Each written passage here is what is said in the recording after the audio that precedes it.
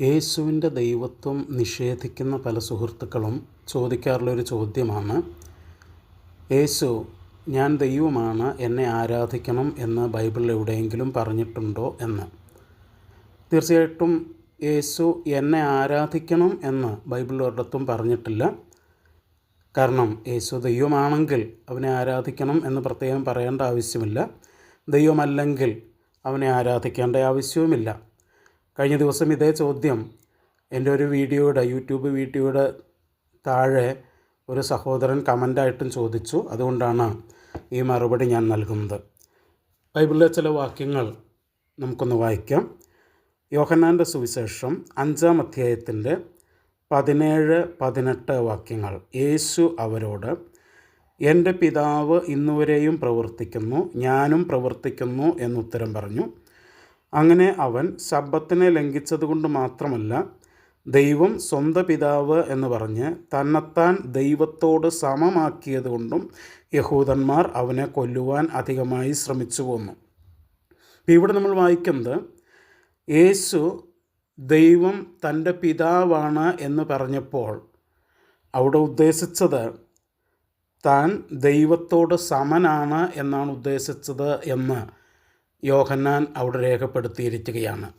കാരണം യോഹന്നാൻ ഒരു യഹൂദനാണ്, യേശു ഒരു യഹൂദനാണ്, കേൾക്കുന്നവർ എല്ലാവരും യഹൂദന്മാരാണ്. അപ്പോൾ ഒരു യഹൂദൻ ദൈവം തൻ്റെ പിതാവാണ് എന്ന് പറയുമ്പോൾ താൻ ദൈവത്തിന് തുല്യനാണ് എന്ന് പറയുന്നതിന് സമമാണ് എന്നാണ് ബൈബിൾ അവിടെ പറയുന്നത്. അങ്ങനെയെങ്കിൽ യേശു ദൈവം തൻ്റെ പിതാവെന്ന് പറഞ്ഞപ്പോൾ താൻ ദൈവത്തോട് തുല്യനാണ് എന്ന് പറഞ്ഞു എന്നാണ് അവിടെ അർത്ഥം വരുന്നത്.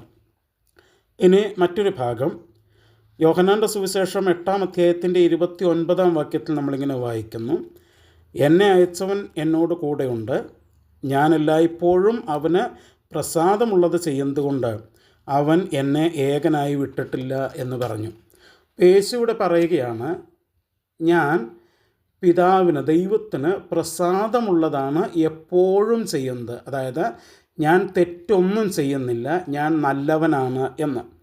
ഇനി യോഹന്നാൻ്റെ സുവിശേഷം 8-ാം അധ്യായത്തിൻ്റെ 46-ാം വാക്യത്തിൽ നമ്മൾ വായിക്കുന്നു, നിങ്ങളിൽ ആർ എന്നെ പാപത്തെക്കുറിച്ച് ബോധം വരുത്തും. അവിടെയും യേശു വെല്ലുവിളിക്കുകയാണ്, നിങ്ങളിൽ ആർക്ക് എന്നെ എൻ്റെ തെറ്റിനെക്കുറിച്ച് ബോധ്യപ്പെടുത്തുവാൻ കഴിയും എന്ന്. അതായത് അവിടെയും യേശു തെറ്റൊന്നും ചെയ്തിട്ടില്ല, നല്ലവനാണ് എന്നാണ് യേശു അവകാശപ്പെടുന്നത്.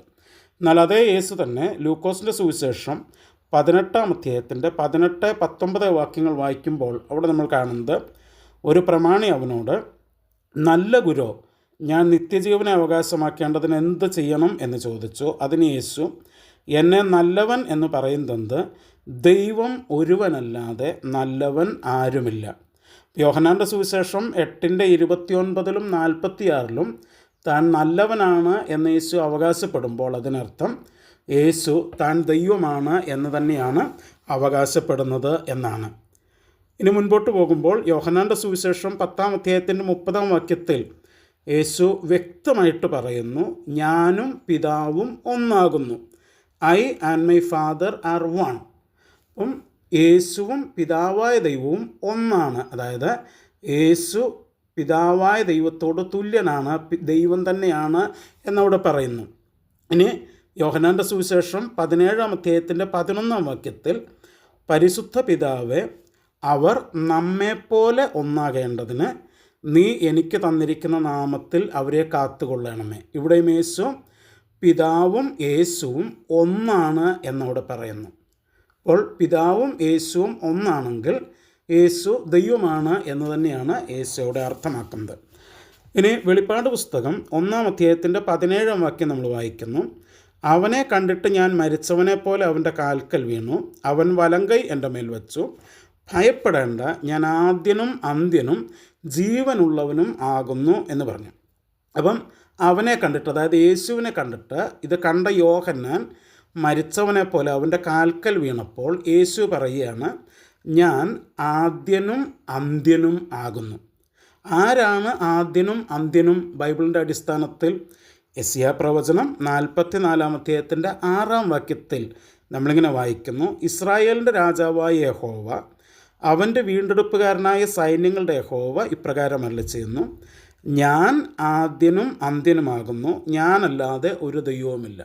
അപ്പോൾ ദൈവമാണ് ആദ്യവും അന്ത്യവും.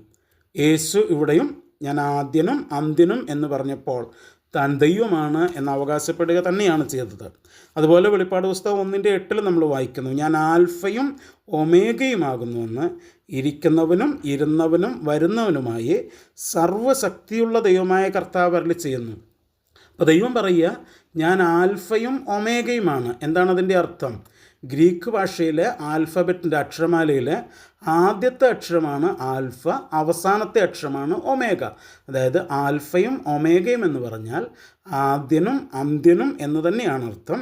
അത് അവിടെ പറയുകയാണ്, ഞാൻ ആൽഫയും ഒമേഗയുമാകുന്നുവെന്ന്, ഇരിക്കുന്നവനും ഇരുന്നവനും വരുന്നവനുമായി സർവ്വശക്തിയുള്ള ദൈവമായ കർത്താവ് അരുളി ചെയ്യുന്നു. അപ്പോൾ ദൈവമാണ് ആൽഫയും ഒമേഗയും, ദൈവമാണ് ആദ്യനും അന്ത്യനും. അങ്ങനെയെങ്കിൽ വെളിപ്പാട് പുസ്തകം 1-ാം അധ്യായത്തിൻ്റെ 17-ാം വാക്യപ്രകാരവും യേശു താൻ ദൈവമാണ് എന്ന് തന്നെയാണ് അവകാശപ്പെട്ടിരിക്കുന്നത്.